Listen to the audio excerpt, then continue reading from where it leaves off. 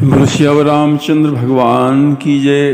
बड़ी सुंदर कथा चल रही। भगवान ने माता शबरी को नवधा भक्ति का उपदेश दिया और इसके पश्चात भगवान कहते हैं इन 9 भक्तियों में से अगर किसी के एक भी भक्ति हो तो नवमः एकौ जिनके होई नारी पुरुष सचराचर कोई भी हो। भगवान कहते हैं कि 9 में से जिनके एक भी भक्ति होती, चाहे वो स्त्री हो पुरुष हो जड़ चेतन कोई भी हो, सोई अतिशय प्रिय भामिनी मोरे और सकल प्रकार भगति दृढ़ तोरे। भगवान ने बड़ी सुंदर बात कही।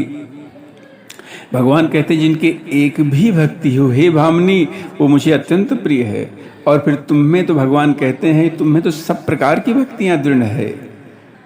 कहते हैं जोगी वृंद दुर्लभ गति जोई और तो कहूँ आज सुलभ भई सोई। भगवान ने कहा जो गति योगियों को भी दुर्लभ है, कहते आज वो तुम्हारे लिए सुलभ हो गई है। मम दर्शन फल परम अनुपा जीव पाव निज सहज स्वरूपा। भगवान कहते हैं मेरे दर्शन का परम अनुपम फल ये है कि जीव अपने सहज स्वरूप को प्राप्त हो जाता है। जनक सुता कई सुधी भामिनी जानहि कहूँ कबिवर गामिनी। हे भामिनी, यदि तुम गजगामिनी जानकी जी की खबर जानती हो तो बताओ। और तब कहते हैं सबरी माता ने भगवान को कहा कि आप पंपा सरोवर जाइए, वहाँ सुग्रीव मिलेंगे, वो सब बतलाएंगे। हे प्रभु, आप तो सब जानते हैं।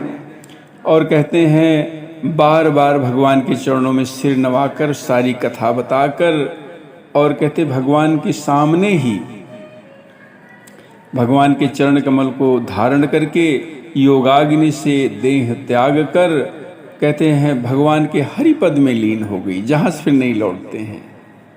बड़ी सुंदर कथा हुई। माता सबरी भगवान के हरि पद में कहते हैं लीन हो गई। बोलो श्यावर रामचंद्र भगवान की जय।